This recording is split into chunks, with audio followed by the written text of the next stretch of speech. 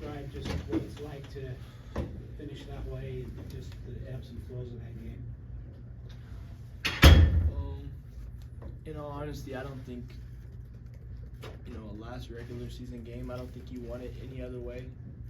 Not the ending, but just going into the overtimes that we did and just having a fight until the end. You don't want it any other way. As a competitor, you want to be able to make a difference in a game like that. So I was super excited for that, and I'm super blessed to be a part of a game like this. And like I said, ebbs and flows just are a product of a competitive game and two good teams battling to the end and going against each other and guys making plays back and forth. So I love, of course, not the outcome, but I've loved being a part of this game particularly, especially playing with the teammates that I play with that want to compete each and every play as well. Why do you think the offense struggled in the second half and then overtime in that second overtime? That's above my pay grade. We get in on Monday, Coach A-Rod, Coach Fessy, we'll probably, whenever we talk about it, Coach Fessy and Coach A-Rod, and then all the other coaches like Coach Harvey, Coach Clark, Coach Funk, they'll talk to each position group and they'll talk to the offense as a unit and let us know what we could have done better and how we need to adjust some things. But I don't know those. I don't have that answer. Missing a bowl game in your first year in the Big 12, how do you view the season overall? Our team is a lot different than the rest of college football, I would say, just because of who our head coach is. A lot of teams, when they don't make a bowl game, the season is a waste. But our team specifically, we don't view it as that, just because, like Eddie was just talking about, like the friendships that we make, the bonds that we have with each other, the bond that we have with our coaches at university. It's frustrating, of course, not to take our seniors to a bowl game. It's frustrating not to be able to play another football game just because we love this game so much. But the unity and love that we've created, I think the record doesn't exemplify what this season means to us as a unit, as a team. So.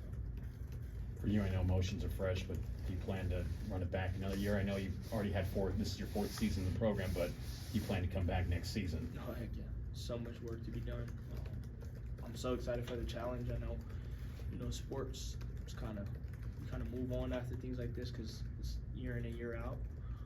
So of course I want to love up the seniors, love up my coaches that have blessed us to put us in opportunities like this. But I'm so excited to get back to work and come back in the Big 12 with BYU and make something happen. You talk about loving up the seniors, the exchange with Isaac Rex. What's kind of emotions in there for the team and him? I talked about this a little bit outside. If somebody looked up, Google Isaac Rex, you don't Google that fumble. You find that he's a record breaker at BYU. You find that he has a beautiful family. You find that he has a dad that is also a legend here. You find that he's a part of a university that allots us as players and as student athletes such great opportunities.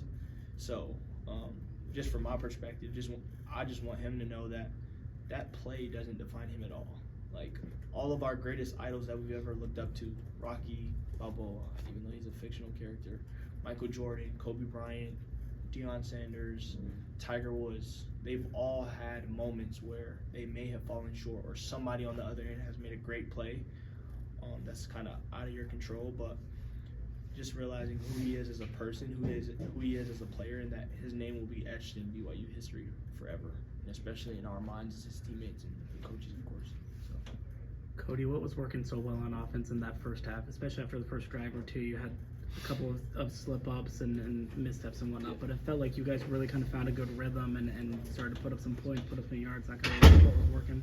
I think for the first time, and I think this was kind of what happened last game as well. For the first time, I think all season, we had majority of dudes healthy in most of the offensive rooms, and just everybody getting involved was so much fun. Like we had Kibo who made an incredible catch. You got Chase making plays. You got Aiden making plays. You got me making a couple catches. You had just everybody involved. I think when our offense gets all the guys involved, and of course when everybody's healthy to do so, our offense is something to something to look out for. So I was so blessed to be able to be on the field with Kivo and Chase, because I know it's been a long season where some of us have been together and then not so much for others, but to be on the field with all those dudes tonight was such an honor and such a blessing. So I think that was the key to our offense doing so well, just having all the guys. What lesson do you feel like? Last question for Kody. What lesson do you feel like this team learned about navigating a Big 12 schedule you guys have to change going forward for next season? I think the biggest thing from my perspective is just me as, kind of a leader, because I've been here for a minute, just seeing what the younger guys on the football team need moving forward, which is to make sure everybody feels comfortable and know that we're a part of this and that we can win games. We've had a lot of close games with a lot of highly touted, ranked teams in college football. So I think just using that as motivation to make everybody feel comfortable that we don't have to fill our way out in any situation. We're here for a reason, and we can win these football games, and we can compete at the highest level because we've done it. We can. So. All right, thanks, Kody.